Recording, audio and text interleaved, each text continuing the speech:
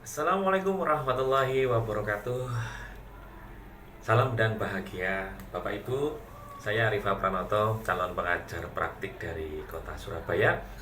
Izinkan saya untuk memberikan manifest saya atau pendapat saya tentang pendidikan yang memerdekakan dalam kaitannya pembelajaran yang merdeka di sekolah kita masing-masing.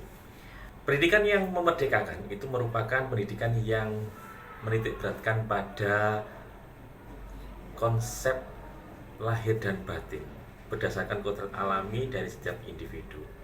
Nah, kemerdekaan yang dimaksud di pendidikan ini adalah ada tiga hal, yaitu berdiri sendiri, kemudian tidak bergantung pada orang lain, dan dapat mengatur dirinya sendiri.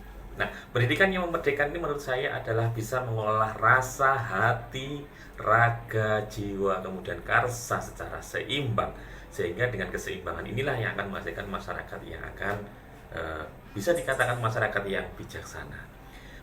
Baik, Bapak Ibu, prinsip-prinsip yang saya yakini ketika terkait pendidikan adalah setiap online dengan kodrat yang unik, di mana tidak ada satupun yang sama di antara mereka, dan mereka punya bakat dan minat yang berbeda. Nah, salah satu contohnya ini adalah di sekolah saya. Di sini ada yang namanya kegiatan yang namanya adalah supporter Pimen namanya, Bapak Ibu.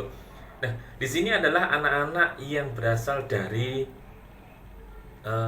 kemampuannya secara akademik mungkin dirasa dalam tanda kutip kurang.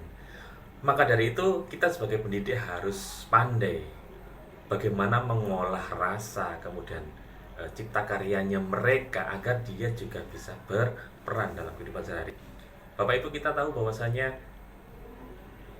orang yang tidak pandai dalam hal akademik belum tentu dia bodoh, atau siswa yang tidak pandai di akademik belum tentu dia bodoh. Dia pasti punya bakat yang lain. Nah, salah satunya adalah di sekolah kami ada yang namanya kelompok supporter atau yang sudah dinaungi oleh sekolah, yaitu namanya Pimen.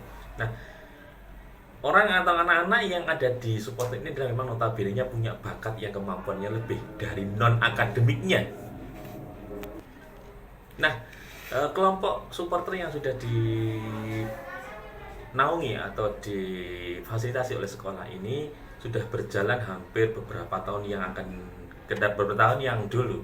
Jadi sudah lama sekali kita berjalan. Cuman karena anak-anak ini butuh pengakuan dan butuh sekali fasilitasi dari sekolah, maka beberapa tahun kemarin sekolah memberikan fasilitas kepada mereka bahwasanya ini harus diwadahi, karena anak-anak yang punya bakat seperti ini tidak boleh dibiarkan. Inilah yang menurut saya adalah pendidikan yang memerdeka. Dia punya passion di hal lain, contohnya adalah supporter ini. Bahkan ketika tim sekolah baik basket maupun futsal ini bertanding, maka dia akan mendukung secara penuh dengan semangat dan sportivitas dalam mendukung tim kebanggaan, baik menang maupun kalah.